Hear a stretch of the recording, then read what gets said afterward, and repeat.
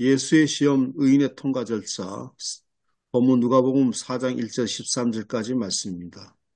예수께서 성령의 충만함을 입어 요단강에서 돌아오사 광야에서 40일 동안 성령에 이끌리시며 마귀에게 힘을 받으시더라.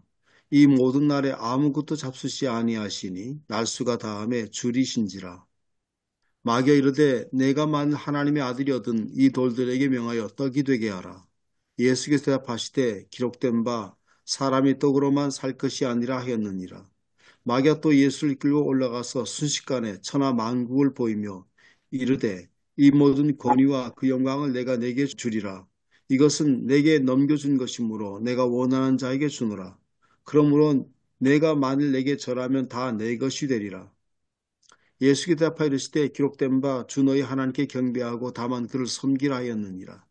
또 이끌고 예루살렘으로 가서 성전 꼭대기에 세우고 이르되 내가 만일 하나님의 아들이든 여기서 뛰어내리라. 기록되었으되 하나님이 너를 위하여 그 사자들 명하사 너를 지키게 하시리라 하였고 또한 그들이 손으로 너를 받들어 내 발이 돌에 부딪히지 않게 하시리라 하였느니라. 예수께 대답하여 이르시되 주 너희 하나님을 시험하지 말라 하였느니라. 마귀가 모든 시험을 다한 후에 얼마 동안 떠나니라. 아멘. 본문은 방금 읽으신 누가복음 4장 1절부터 13절이고요. 주석은 차정식 교수님께서 하셨습니다. 먼저 이제 철거 착상에서 본문 읽기에 이제 도입 부분에 차정식 교수님이 예수의 세례와 시험의 의미를 이렇게 정의를 해 놓으셨습니다. 세례는 메시아직을 신적인 권위로 승인한 일종의 제의적 인준이자 성령 강림을 통한 내적인 영향 구비로 정의를 하셨고요. 그 예수님의 시험은 영적인 사업의 내공을 검증한 일종의 통과 절차, 그 메시아직을 감당하기 위한 통과 절차로 이렇게 설명하셨습니다. 그리고 이 시험이라는 것, 의인의 믿음과 내공을 검증한 통과 절차라는 게 이제 유대 전통인데요. 유대뿐만 아니라 동서고금에도 가혹한 시험의 검증을 통해서 더욱 경과가 거듭나는 성숙해진다는 그런 교훈이 있습니다. 대부분 이제 고대 신화나 이런 것들도 보면 다 유명한 영웅들도 결국 이 시험과 고난, 시련을 극복한 사람들이 다 그런 사람들이죠. 또 한편으로는 예수님조차도 시험을 받으셨다는 것을 통해서 인간은 고난을 피해갈 수 없다. 고난을 직면할 수밖에 없는 존재다라는 그런 메시지를 준다라고 하고 있습니다. 그리고 성경에 나오는 시험이란 말, 오늘은 페이라조, 페이라스모스인데요. 이게 그냥 시험 테스트에 있는 것이 아니고 유혹, 연단과 역경 이렇게 세 가지 크게 뜻으로 나눌 수 있습니다. 유혹이라고 했을 때는 주체가 마귀이고 예수님의 인간적 연약함을 빌미로 그를 유혹했다는 그런 의미가 되고요. 그 연단과 역경이란 말은 예수의 인간성에 초점을 맞춰서 예수님이 힘들고 모진 고난을 잘 극복했다는 그런 의미로 해석이 되고요. 그리고 시험이라고 했을 땐 주체는 하나님이고 마귀와 싸움을 통해서 성숙한 영향을 키워주려는 선한 의도였다. 이렇게 해석이 됩니다. 어떻게 단어를 규정하느냐에 따라서 그 해석하는 방식이 조금씩 달라진다는 의미입니다. 그래서 이제 차정식 교수님께서 정리하기로는 공생의 전 시험은 일종의 통과 절차였으며 그 통과 절차를 잘 통과하여서 메시아 사역을 감당할 자질이 있음을 검증됐다. 그렇게 정리하셨습니다.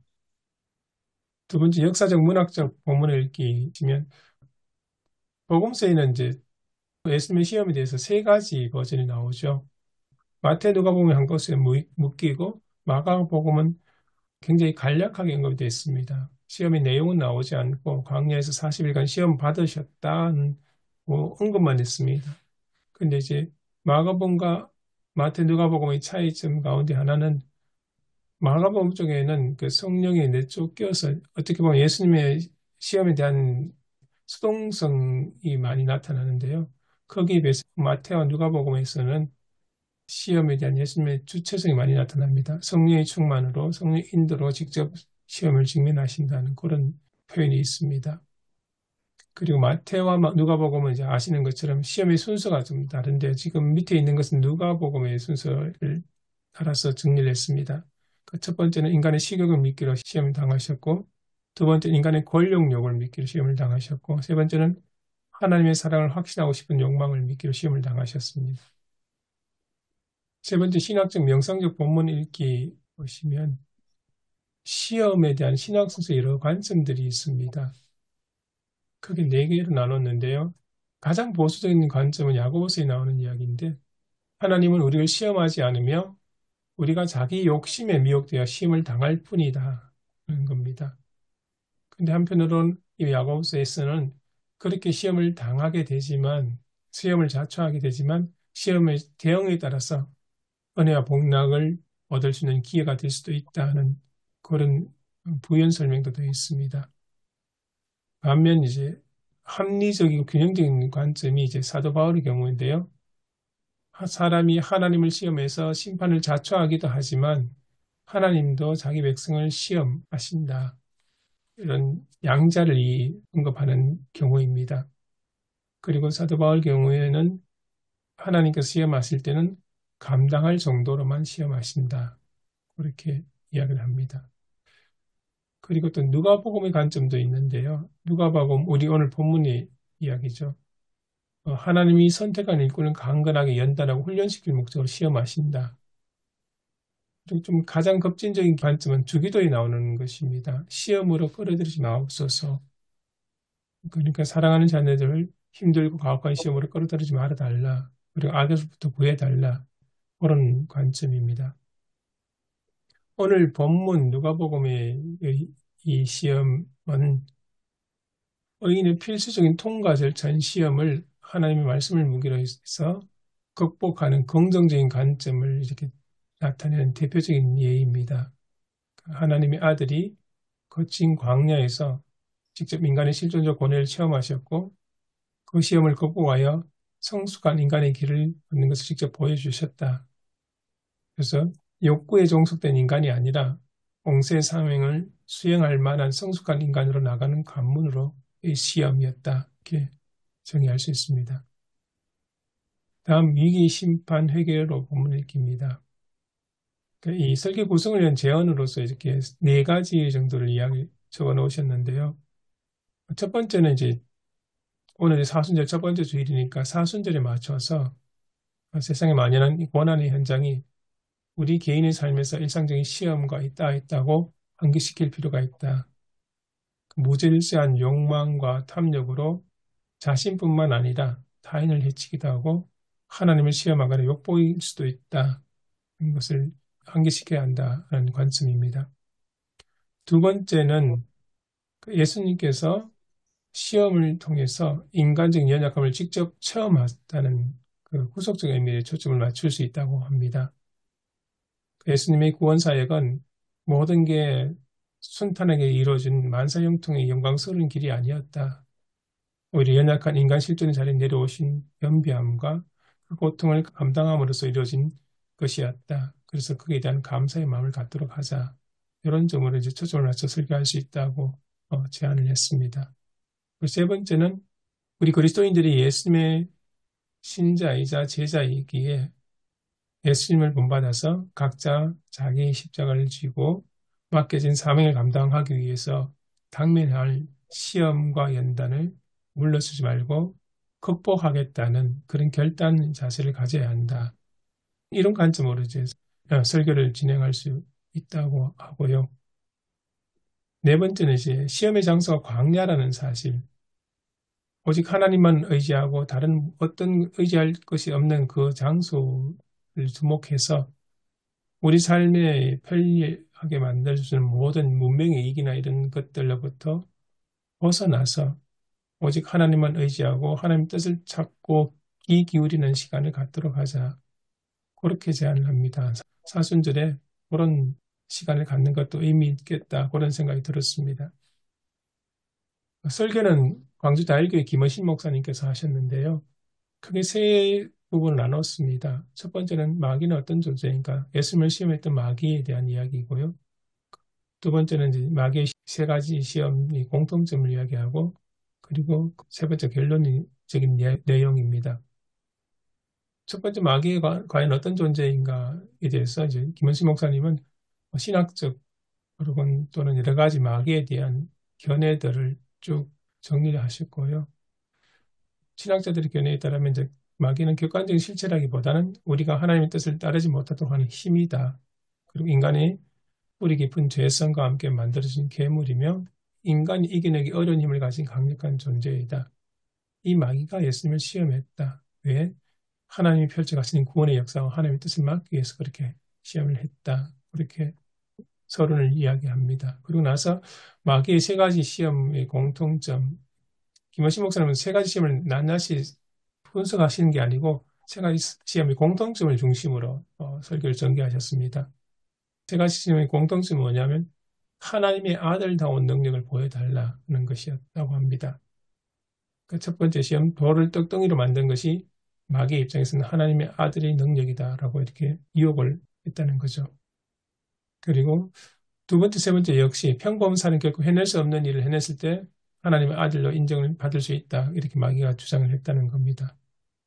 그리고 이런 관점은 나중에 예수님께서 십자가에 달리실 때도 똑같은 논리의 목소리가 십자가 아래에 있던 군중들로부터 나왔습니다. 그래서 이제 세 번째 결론적으로 초자연적인 특별한 능력을 보여주는 것이 그런 힘과 능력이 하나님의 아들의 증거가 아니고 하나님의 아들의 증거는 예수님의 손의 못자국과 옆구리 창자국이다. 그 창자국에는 결국 하나님의 지극한 사랑의 표적으로서 그 사랑을 실천하고 보여주신 그런 관점에서 예수님이 하나님의 아들이 증거이고 능력이 될 수 있다. 그렇게 설명을 합니다. 그런 면에서 이제 교회 이야기를 조금 하시는데요. 교회가 물량적인 힘이나 어떤 능력, 그게 예수님의 몸된 교회의 참된 교회라는 증거가 아니다. 오히려 교회는 힘을 과시해서 세상을 놀라게 하는 공동체가 아니라 예수님을 본받아서 세상에 감동을 주고 희망과 위로를 주고 어떻게 살아가는 것이 정말 가치 있고 의미 있는 삶인지 보여주는 아름답고 신비로운 공동체이다. 그렇게 설명을 하십니다. 예, 그리고 제가 이제 질문상으로서 두 가지를 적었는데요. 첫 번째는 예수님의 세 가지 시험을 그리스도인들이 그대로 적용하여 설명할 수 있는가? 과연 예수님의 세 가지 시험이 인간이 받을 수 있는 가장 힘들 혹은 가장 핵심적인 시험인가 하는 거고요. 두 번째는 하나님이자 인간이신 예수님께서도 시험을 받으셨다는 것을 통해 그리스도인의 삶에도 필연적인 고난과 시련이 있을 수밖에 없다는 것을 어떻게 설교할 것인가? 흔히 이야기하는 꽃길과 십자가의 길, 이렇게 대비해서 성도들에게 어떻게 인간의 삶은 십자가의 길일 수밖에 없다는 것을 설명할 수 있을까, 설교할 수 있을까, 거기에 대해서 함께 이야기를 나누었으면 좋겠다는 생각이 들었습니다. 여기까지입니다.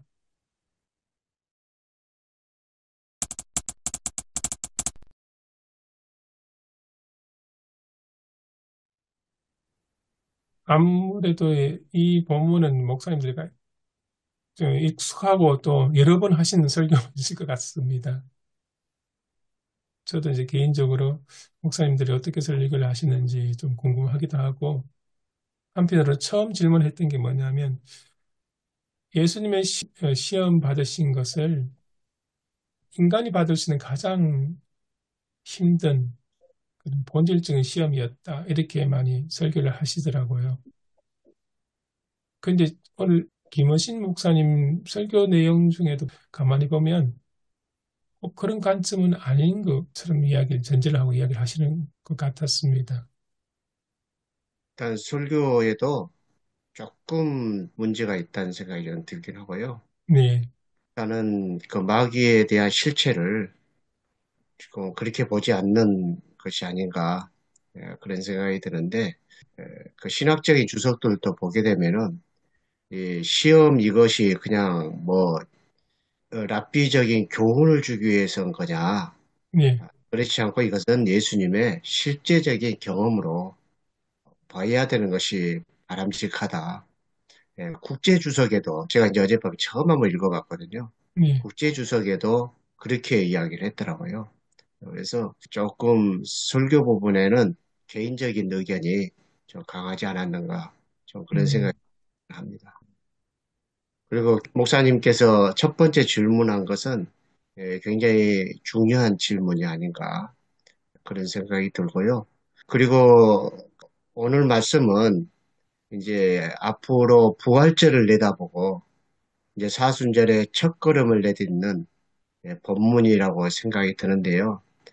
저도 이제 그것을 어떻게 연결되는 건가 이제 많이 고민했고 또 그 의미가 뭔가 이렇게 생각을 했는데 어떻게 보면은 부활절의 설교를 위해서 이제 머릿말 같은 본문이 아닌가 그리고 그 설교가 아닌가 좀 그런 생각이 들고요. 오늘 본문에 그 연결시킨다면 그 핵심으로 예수님은 하나님의 아들이시다. 일단은 그 정의로 사순절을 이제 출애굽의 역사를 쭉 그 종말론적인 메시지로 이렇게 구성되어 출발한 것이 아닌가. 아무튼 저는 좀 그런 생각이 좀 들었습니다. 그리고 이제 헨리 나우엔의 예수 우리의 복음이라고 하는 그 책이 있더라고요. 거기에서 이제 예수님의 시험에 대해서 이렇게 이야기를 했는데 그분이 이제 그렇게 이야기를 했어요. 사탄은 예수님에게 무엇이 되라고 했다는 거죠. 예를 들면 돌을 떡으로 만들어라 사람이 되라. 또 기적을 일으킬 수 있는 사람이 되라. 또 세상에 권력을 갖는 사람이 되라. 이렇게 어떤 사람이 되라라고 유혹을 했는데 예수님은 아니다, 아니다, 아니다. 나는 하나님의 사랑받는 자녀라고 말씀하셨다. 그런 이야기를 했더라고요. 그래서 제가 이제 그 헬리나 오웬의 그 시험에 대한 이야기를 좀 보니까 좀 그렇게 맥락을 좀 봐도 어떨까? 좀 그런 생각이 좀 일단은 들었었습니다. 그리고 목사님 말씀하셨던 시험에 대한 인간이 감당할 수 있는 만큼의 것이 뭔가? 그것은 또 같이 내용적으로 좀 많이 좀 생각해 굉장히 중요한 이야기인 것 같습니다. 오늘 이렇게 다른 주설은 있는데 오늘 차 교수님은 안 하신 것 같은데요. 그 예수님의 이제 공생의 시작과 더불어서 이제 시험 받으신 거를 출애굽의 어떤 유형론적인 문 목사님도 언급하셨듯이 그러니까 홍해를 건너간 유대인들이 기대하기는 바로 왕이 지배했던 시대보다는 더 나은 삶, 또 적어도 애굽에서는 날마다 고기를 맛있게 먹었는데 이게 가나안 복지로 바로 가지 않고 광야로 들어가 가지고 먹을 것도 없고 마실 물도 없는 이제 이게 예수님이 이제 성령의 이끌리심 받아서 광야로 갔다. 그 광야, 출애굽 광야와 예수님이 시험 받으시러 광야로 갔다는 것. 그다음에 또 하나는 1절인데요. 보통 사람들이 생각하기에 성령의 충만을 받았으면 사람들이 뭐 만사형통까지 생각하지 않겠습니까? 근데 성령이 이끌려서 광야로 갔다? 그러니까 홍해 바다를 건너서 모세의 인도로 하나님이 약속하신 가나안 복지로 바로 직행해야 되는데 광야로 갔다? 이제 이런 것은 예수님이 받으신 시험인 동시에 우리 그리스도인들 혹은 뭐 보편적인 그 확장할 수도 있겠는데 사람들이 인생을 살아가면서 겪는 인생 자체가 광야길이고 광야에서 우리가 받는 세 가지 유형의 시험이 오늘 본 말씀 세 가지 그렇게 출발하는 게 낫지 않을까. 어쨌든 저는 출애굽의 하나 유형론적인 사건으로서 예수의 세 가지 광야에서 받으시는 시험 세 가지 이 광야란 말이 겹쳐서 이제 그런 생각해 봤습니다. 좋은 말씀 같아요. 저는 그 매일 성경에 그 제가 그 기도 제목도 올리는 그 본문이 누가복음이 지금 시작됐거든요. 그래서 제가 이거를 새벽 기도에서 다뤘었습니다. 이제 거기에 묵상과 설교라고 하는 주석이죠. 주석이 있거든요. 매일 그 성경에 대한 주석이, 목회자를 위한 주석이 있는데, 제가 그걸 준비하면서 다시 이제 여러 가지로 뭐 이것도 설교를 뭐 수없이 많이 또 목사님도 하셨는데, 이거는 출애굽과 연결돼 있다고 보고요. 뭐냐면, 하나님과 예수 그리스도의 관계를 의심하게 한다는 거죠. 그러니까 그 시험이 돌로 되는 시험 될 수도 있고, 뛰어내리는 시험이 될 수도 있고, 전랄한 시험 될 수 있는데, 시험은 그 시험 말고 다른 다양한 시험, 여러 가지 시험도 있을 수 있거든요. 그 시험 말고도. 결국은 하나님과의 예수 그리스도의 관계를 의심하게 만드는 근본적으로. 그게 예수님 세례와 관계되는데 예수님도 사랑하는 아들이 기뻐하는 자다. 그렇게 이제 말씀을 하셨는데 이거는 예수 그리스도가 세례를 통해서 하나님과 관계도 확신을 다시 갖게 되잖아요. 하나님과의 관계. 인간으로 오신 예수 그리스도가 세례를 통해서 성령이 내리시고 하나님의 사랑하는 아들이고 하나님 기뻐하시는 어떤 자라고 하는 것이 있는데 그거 끝나고 난 다음에 광야에서 시험을 봤을 때 마귀가 하는 말이 먼저 하나님의 아들이 얻은 하나님의 아들이 거든이라고 조건을 붙이거든요. 하나님의 아들이거든. 그러니까 하나님의 아들이라고 하는 거를 하나님과 예수님 관계는 시험할 필요가 없거든요. 확실한 관계이기 때문에 그거를 다른 사람들에게 공증을 받거나 인증받거나 마귀에게 인증받거나 누구에 인증받을 필요가 없는데 마귀가 그거를 흔들어 시험한다는 거죠. 그 다음에 광야로 다시 돌아가면 이스라엘 백성들이 겪어던 시험은 뭐냐면 없어서 그런 게 아니라 하나님이 우리 가운데 계시는가 안 계시는가 이거를 의심했잖아요. 그 광야 시험 그들이 물이 없을 때도 마찬가지고. 그리고 결국 그들이 시험은 하나님이 우리 가운데 계시지 안 계시냐 하나님과의 그들 언약 백성의 관계를 의심했대 근본적으로. 그러니까 저 아까 헨리 나우원이니까 연결시켜 보면 또 우리 하나님의 자녀라는 거죠. 그러니까 하나님의 자녀라고 하는 것을 계속 마귀는 우리에게 계속 의심하게 만든다. 그렇게 이제 한번 연결을 문 목사님 얘기 듣고 한번 연결을 하면 같이 연결이 되지 않겠나 봅니다. 그래서 뭐 시험은 다양한 시험이 있을 수 있어요. 그거마다 다른 시험도 있을 수 있기도 하고 그러되는데 하나님과 우리 관계를 의심하게 하는 시험이다. 이 시험은 우리가 어려움을 당할 때마다 항상 이런 시험이 온다는 거죠. 개인적으로 어려움을 당하거나 어려움을 당할 때 하나님이 계시는가. 또 우리가 기독교인들이 3.1운동에 일제 압박받아서 하나님이 과연 이 가운데 계시는가 안 계시는가 수없이 거기에 대해서 고민하고 그랬을 거 아니에요. 이민족에서 이것은 어떤 문제가 생기지 항상 있다. 우리 관계 속 의심하게 하는 것들 흔들어 놓는 거죠. 그거를. 저-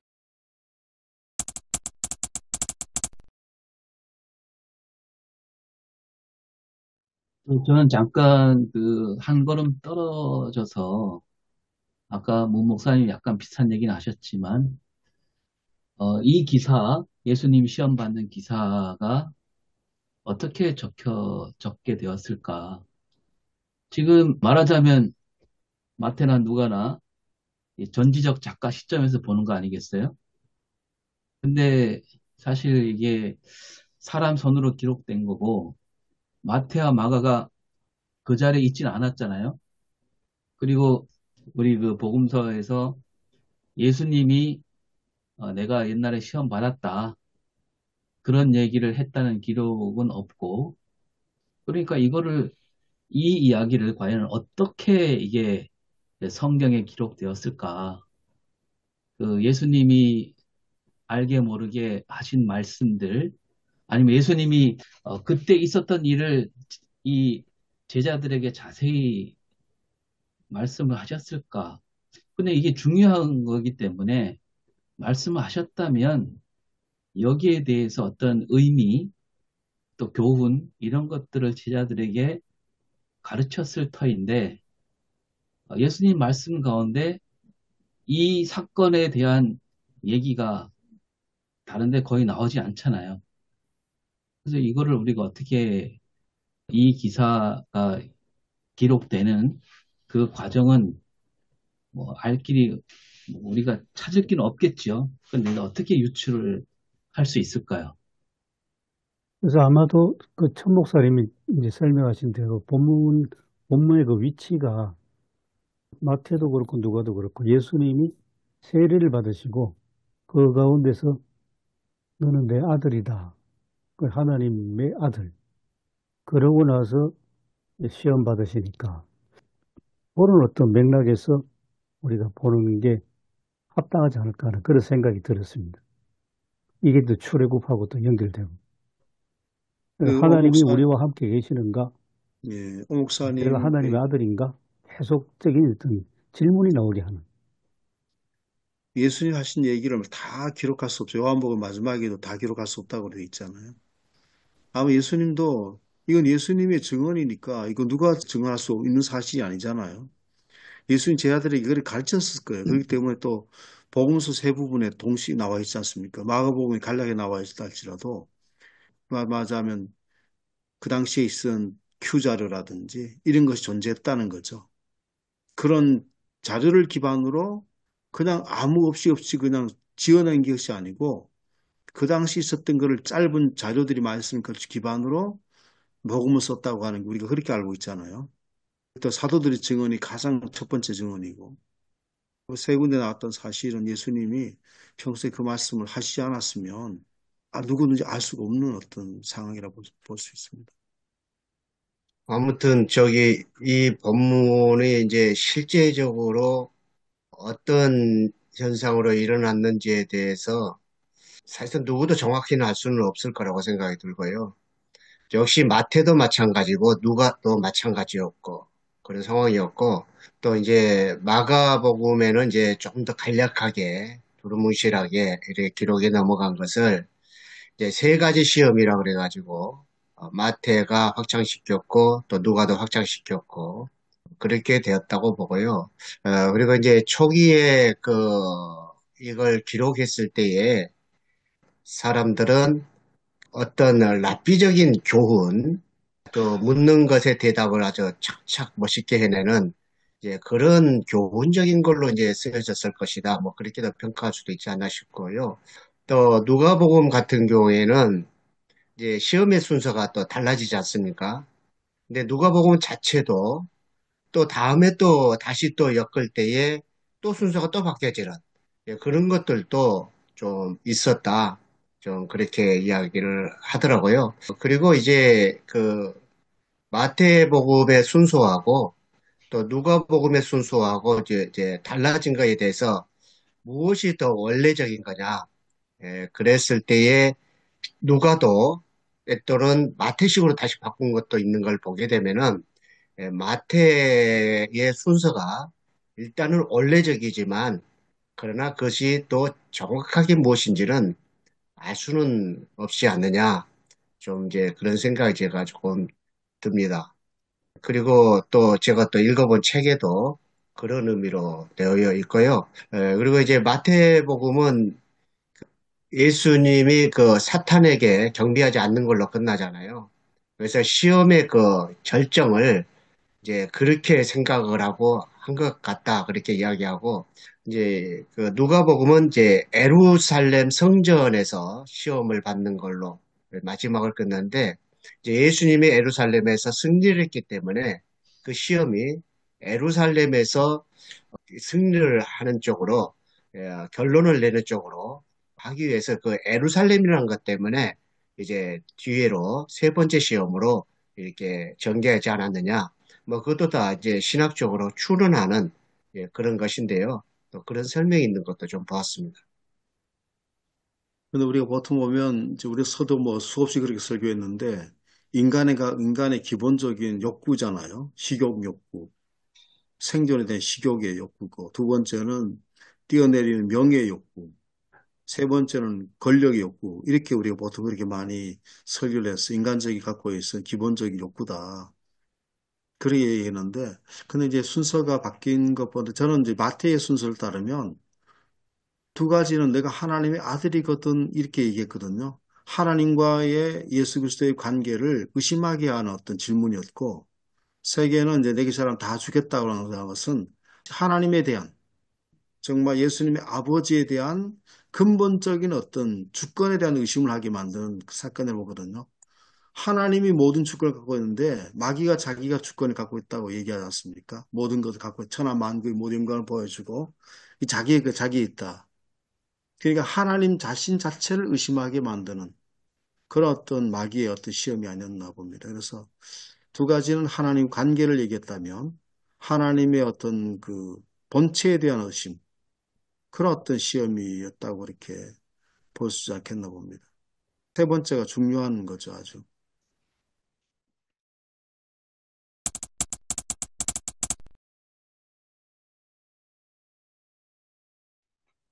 저는 이제 예수님이 이 일을 겪은 거에 대한 어떤 교훈이나 의미에 대해서 제자들에게 말씀하신 거는 이제 안 나타나니까 과연 이 이야기를 통해서 우리는 어떻게 어떤 메시지를 받아야 되는가 좀 열려 있다고 생각하고요.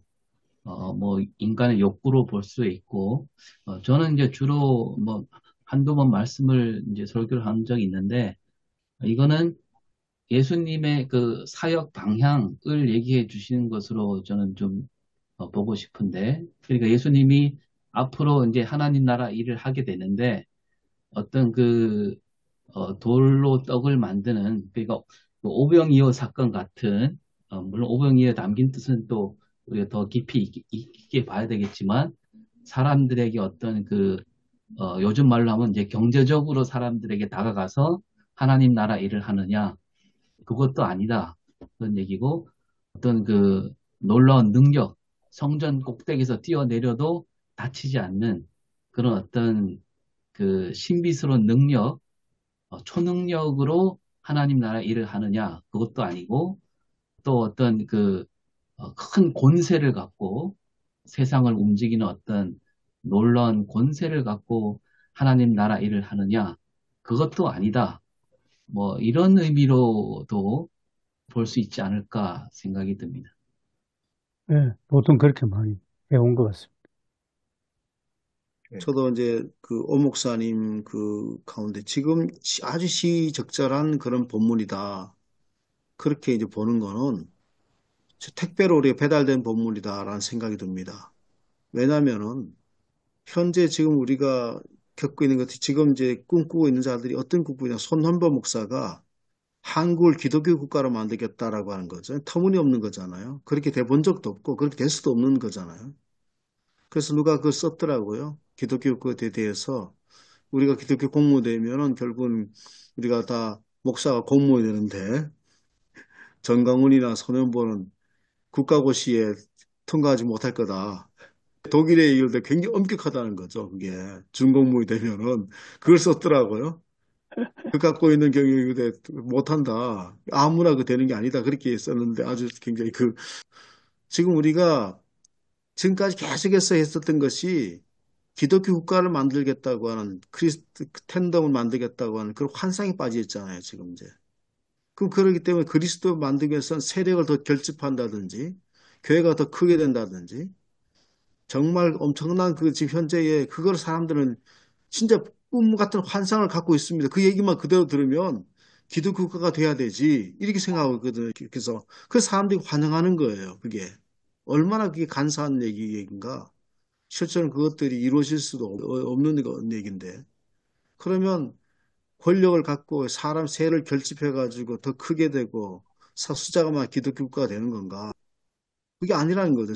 그걸 생각한다면 이 본문이 정말 진짜 택배로 배달된 본문이다, 현재. 저기 목사님께서 택배로 배달된 본문이라고 말씀을 적절하게 해주셨고요. 또 최영재 목사님도 아까 첫 번째 질문이기도 하고 또 오성희 목사님 이야기도 하는데 도스토예프스키의 카라마조프가의 형제들이라고 하는 소설이지 않습니까? 거기에 그 둘째 아들 이반은 무신론자인데 이반이 썼다고 하는 이제 소설 자기 동생한테 읽어주는 부분이 있습니다.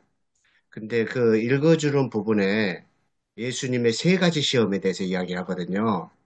근데 이게 지금 택배로 배달해 준 것 같은 그런 이야기이기도 하고, 오늘 시대에 또 우리가 또 메시지를 담아낼 수 있는 귀한 교훈을 준 것이 아닌가 그런 생각이 들기도 하는데요. 소설에서 이제 예수님이 15세기에 스페인 세비야에서 이제 부활하셔가지고 이제 활동하신 것이 이제 기적도 막 일으키고 그래서 대신문관에게 체포됩니다. 그래서 이제 대신문관이 예수님을 재판을 하죠. 그래서 이제 세 가지의 유죄를 끌어내기 위해서 신문하는데 돌을 빵으로 바꾸라고 하는 그 유혹에 시험에 예수님이 그렇게 하지 않았던 것이 이제 죄라고 이렇게 이야기한 거죠. 돌을 빵으로 왜 안 만들었느냐. 왜 그러냐면은 인류는 자유보다 빵을 원한다는 거죠. 그 다음에 이제 두 번째는 성전 꼭대기에서 뛰어내리는 그 시험을 왜 그것도 응하지 않았느냐. 그게 죄다. 그렇게 하거든요. 왜 그러냐면은 인간은 기적을 원하고 신적 증거를 통해서 안정을 찾고자 한다. 기적을 보여주면 얼마나 사람들이 잘 따라오고 그냥 뭐 다스리기가 얼마나 좋은데 왜 그걸 안 했느냐. 그래서 유죄를 내리고요.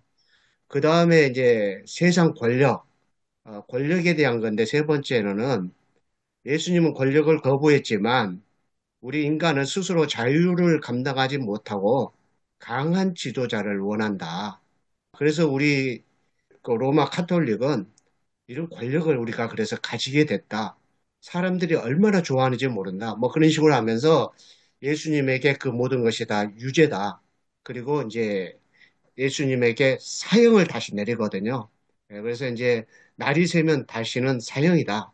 그랬는데 예수님이 거기서 한 말씀도 안 하시는 거죠. 그리고 이제 대신문관이 마지막에 이제 변론을 해봐라. 그렇게 했더니 한 말씀도 안 하시고 이제 이 대신문관에게 다가가서 입술에 키스를 해줍니다. 그러니까 이제 대신문관이 얼었다가 그냥 아침에 조용히 예수님을 그냥 나가게 내주는 그런 이야기가 이렇게 있습니다. 그래서 이 소설이 우리에게 던져진 질문이거든요. 인간의 욕구적인 것을 먼저 해결하는 게 중요한 거냐? 아니면 인간에게 예수님이 가져다 준 자유가 더 중요한 거냐? 그거에 대한 이제 질문을 던져준 것이기도 하는데요. 이것이 이제 우리가 찾아서 답을 줘야 되는 그런 것인데, 예수님께서는 공생의 마지막의 그 고난의 과정 통해서 이제 십자가의 죽음과 부활로 가셨던 그런 길을 가셨는데, 우리가 이제 그 의미로 이 본문들을 조금 정리하게 되게 되면은 또 그런 접근을 설교를 또 우리가 고민하는 문제를 풀어내지 않을까. 어떻든 그런 생각이 들고요. 제가 이걸 좀 많이 어려워가지고 한마디로 요약하는데 너무 어려워가지고 잘 안 돼가지고 챗GPT에 물어봤더니 딱 이야기해 주시더라고요. 지금 그, 한국 교회를 네. 이게 우리가 좀 골똘하게 좀 살펴봐야 할 필요가 있는데 저도 고민하는 지점을 그냥 답은 없이 그냥 고민만 좀 털어놓으면 이렇습니다. 천 목사님 말씀 그대로 오늘 이 본문은 굉장히 택배로 우리에게 배달된 말씀 저도 확실하게 동의하는데요. 근데 한국 교회를 들여다보면 한국 교회가 60년대 이후에 계속 교회 성장 절대주의로 나아가면서 물량적 성장을 구가하다가 지금 이제 큰 범위로 와서 이제 쇠퇴기로 들어선 것은 분명한데 성장에 집중하는 동안에 교회가 물량적인 성장만 했을 뿐만 아니고 소위 교회 안에는 온갖 기득권 세력이 다 있지 않습니까? 지금 경제적으로 그렇고 그다음에 정치적으로 그렇고 뭐 심지어 문화까지 이 어떤 굉장히 어떤 기득권을 누리고 그것을 가지고 그런 사람이 많은데 한국 교회는 차츰 이제 쇠퇴기에 들어섰지만은 교회 안에 있는 그 기득권을 누리는 사람들은 그걸 결코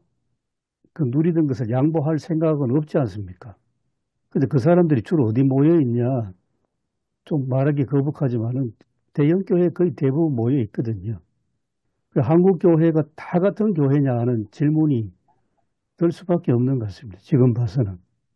교회를 저 나름대로 가보면 참 눈물 깊게 목회하는 목사님들도 너무 많은데 그렇다고 대형교회 목사님들도 편치는 않거든요. 대형교회 목사님 너무 엄청난 고민을 많이 하는데 그렇지만 교인들의 분포를 보면 대형교회의 대형교회도 주로 이제 강남 상구에 몰려 있는 그런 교회들을 보면 교인들은 뭐 까딱도 안 합니다. 자기들 기득권 양보하는 생각이 전혀 없어요. 그게 이제 오늘 우리 사회에 이제 표출되기 시작한 게 근본주의, 극우 이데올로기, 거기다가 이제 극우 쪽에 있는 정광훈 같은 사람, 제가 보기에는 교회라기보다는 교회의 이름을 빌리고 교회 탈을 쓴 하나의 어떤 정치 집단이고, 정광훈 씨는 하나의 사업가 아닙니까, 지금. 여러 가지 하는 행태가. 그런 걸 봤을 때에 한국 교회가 이 똑같은 교회가 아닌 어떤 사회가 지금 경제적으로 양극화됐듯이 교회도 양극화되어 있는 이런 현실 속에서 교회의 희망이 어디로부터 오는가 하는 게 이게 참 고민되는 지점 아닌가 싶습니다. 그걸 가지고 유혹하는 거죠. 정강훈 그쪽에서 평생 연금 준다고 막 그렇게 모집했잖아요. 지금 예, 현재 100만 원씩 준다고. 100만 원 준다고 목사를 예, 또 유혹돼 가지고 막 카톡으로 이런 일이 생겨 농촌교회 어려움이 있으니까 평생 연금 준다는 게 있다. 그래가지고 막 그냥 카톡 돌리고 그렇게 했었습니다. 아주 유명한 목사들도 그렇게 했었거든요. 그래가지고 나중에 그 카라마조 부가 형제들에 나온 것처럼 그 대신문관이 이야기한 것처럼 한국의 그 대형교회, 저는 이제 에루살렘의 지도자들이다 그렇게 이야기하고 싶은데요. 그렇게 하는 것 같아요. 대신문관이 예수님에게 왜 예수님 믿는 것을, 그 하나님 나라 하는 것을 너무 힘들게 했느냐? 왜 우리에게 자유를 주었느냐? 예, 그런 비판을 했는데, 그 대신문관, 그 로마 카톨릭, 이 기독교 왕국화를 하려고 했던 거, 그런 것들이, 그러니까 어떻게 보면은, 반대로 보면은 도스토옙스키의 소설은 로마 카톨릭을 비판한 것 같기도 하는, 이제 그런 관점도 있다고 봅니다. 그런데, 아무튼 이 세 가지 시험을 보면서 한국 교회가 또 우리 개인적인 신앙들이 기독교 왕국화 아니면은 에루살렘 성전화 거기에 추구해 가는 것에 대한 비판을 해갈 수 있는 아주 택배와 같은 말씀 본문으로 이렇게 읽어 싶고요.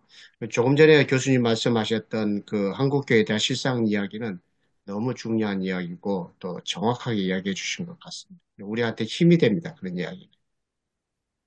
다시 한번 생각해 보면은 사단이 지금 이제 그 시험하는 거 자체가 만약에 성공을 했다고 한다면 결국에는 예수님의 구속 사역을 막아서는 이 결과를 낳게 되잖아요.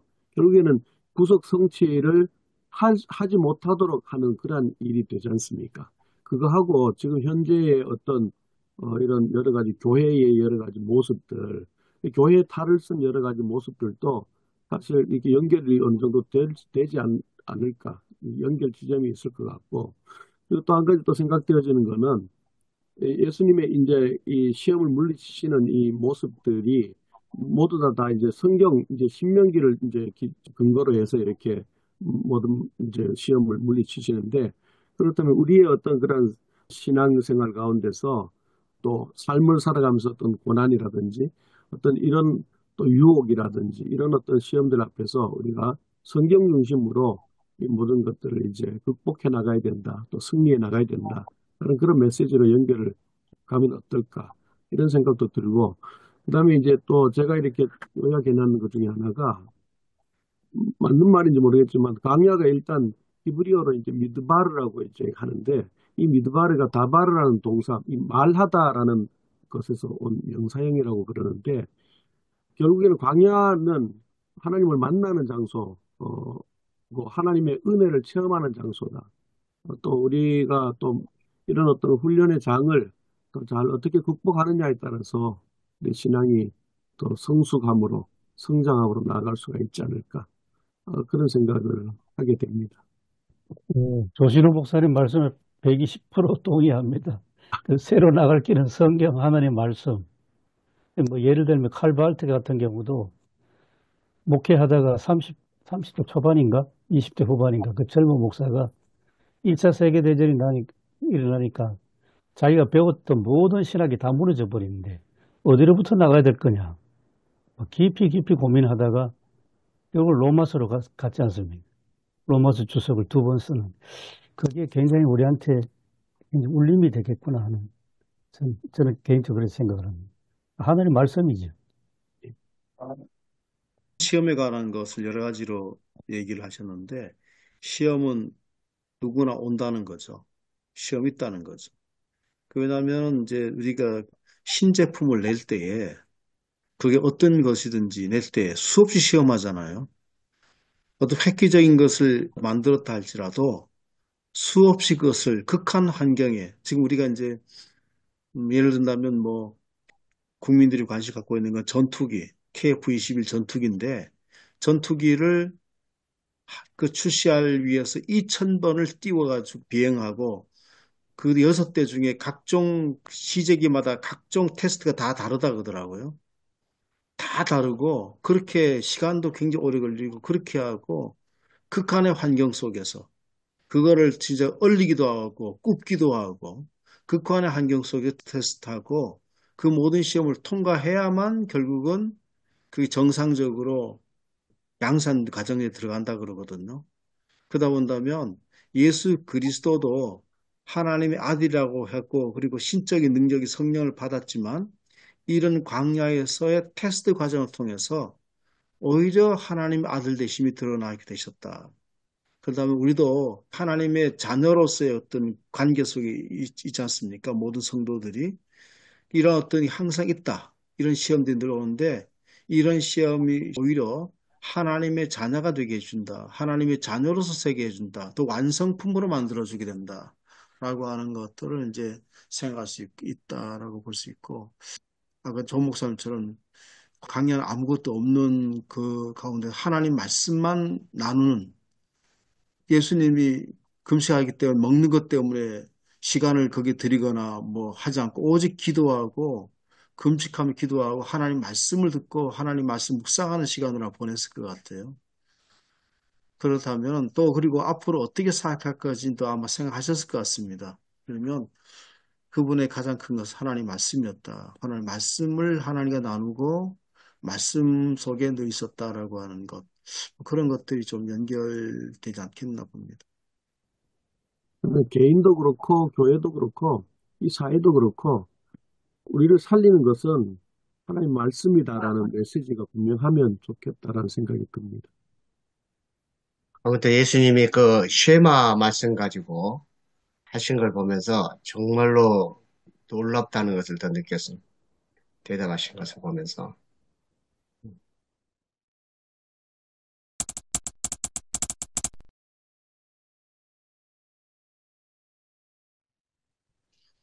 총성 생각에 동의하고요. 오늘 우리 한국교회 현실에 딱 맞는 말씀이다 라는 생각이 드는데 이 세 가지를 다 이번 주 설교에 담을 수 있을까? 한 가지 한 가지가 다 이렇게 너무 중요하고 또 무게가 있는 거라서 저는 그래서 이번에는 세 가지 중에 하나만 좀 집중적으로 하면 좋겠다 생각이 드는데 성전 꼭대기에서 뛰어내리라는 그 시험 갖고 좀 풀어보려고 합니다. 그러니까 지금 이번 정권 들어서서 그 미신과 주술이 횡행했잖아요. 지도자가 그걸 아주 조장시켰고 그래서 한국 교회도 이제 그런 측면이 없잖아 있는 게 아니라 아주 깊숙이 배어 있죠. 또 어떤 분은 그 이제 정광훈 목사는 목사도 아니죠. 그냥 자기 영업을 하는 사람이고 이쪽 이제 손연보 목사 같은 경우는 어떤 분이 분석을 했는데 그 뒤에는 신사도 운동이 있지 않느냐 그런 분석을 했는데 네, 맞습니다. 그런 이야기 많습니다. 예, 그런 측면에서 신사도 운동도 저는 어떻게 보면 이 성전 꼭대기에서 뛰어내리는 시험에 빠진 운동이 신사도 운동이라고 생각하거든요. 그런 의미에서 한국 교회 안에 깊이 배어 있는 미신과 주술 그런 것들에 대한 정리를 하는 의미에서 요 시험 갖고 좀 조금 깊이 다뤄볼까 지금 생각하고 있습니다. 저는 이제 오늘 본문 가지고 설교를 하면은 일단은 잠정적으로는 예수는 승리자이다. 또 그렇게 그 블루마르트 책에도 있지만 예수는 승리자이다. 그 주제를 잡고 좀 하면 어떨까? 좀 그런 생각을 하고 있고요. 아무튼 부활의 초점을 더 전체적 맥락에 이제 새로운 머릿말로 어떻든 생각을 좀 해봤으면 좋겠다 싶고, 이제 그 광야 이야기, 그것이 굉장히 중요한 이야기를 꺾어가는 것이 아닐까, 좀 그런 생각을 합니다. 승리자 예수는 우리 몇 주 전에 설교한 대로 누가복음 18장 과부, 예, 네.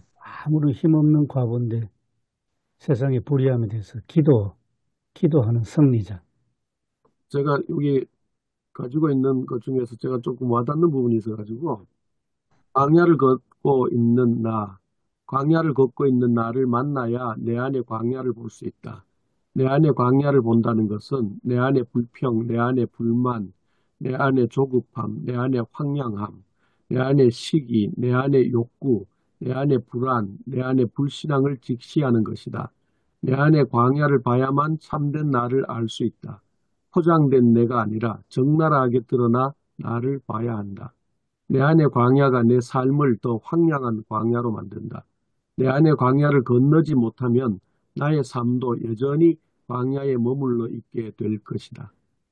정연구의 광야에서 삶을 배우다. 이 녀석입니다. 와닿아서 그냥. 여기 광야 하니까 이육사 시인의 광야시도 참 설교에 도움이 될 것 같습니다. 시험이 그건 이제 내적인 자기에 관해서 이제 네, 있으면 다른 거 쓸 수 있는데 저는 포병 출신이거든요.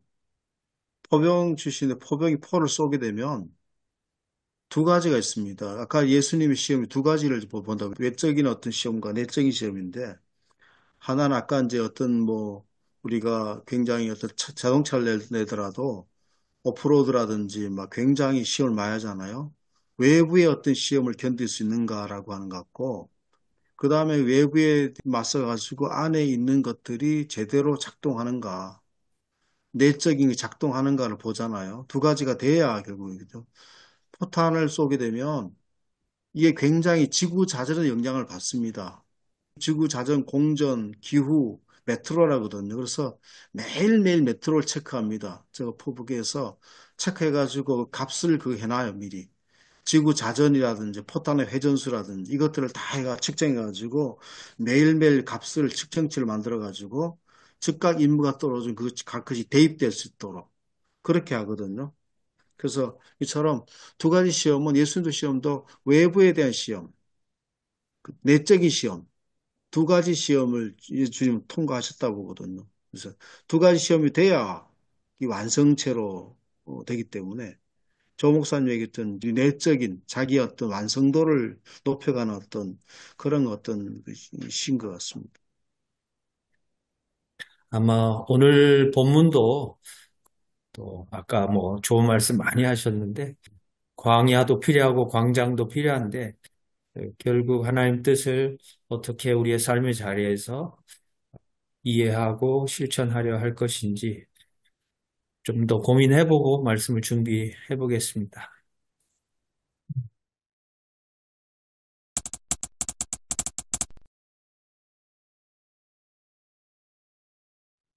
사랑과 은혜가 많으신 아버지 하나님 참 감사를 드립니다. 주께서 저희들에게 하나님 말씀을 이렇게 함께 모여서 나누고 생각을 교류할 수 있게 해주셔서 감사합니다. 또 한 주 동안 이 말씀 붙잡고 묵상하며 강단에서 선포할 설교를 준비합니다. 준비하는 모든 과정 가운데 하나님 함께하여 주시고 어렵고 힘든 이 한국 교회 상황에서 살아있는 하나님 말씀이 바르게 선포될 수 있도록 성령님 도와주시고 인도해 주옵소서. 한 주 동안 목회하시며 수고하신 우리 목사님들 그들의 삶 가운데 함께하시고 위로하시며 인도해 주옵소서. 감사드리며 예수님 이름으로 기도합니다. 아멘. 아멘. 고맙습니다. 수고하셨습니다. 고맙습니다. 건강하십시오. 예.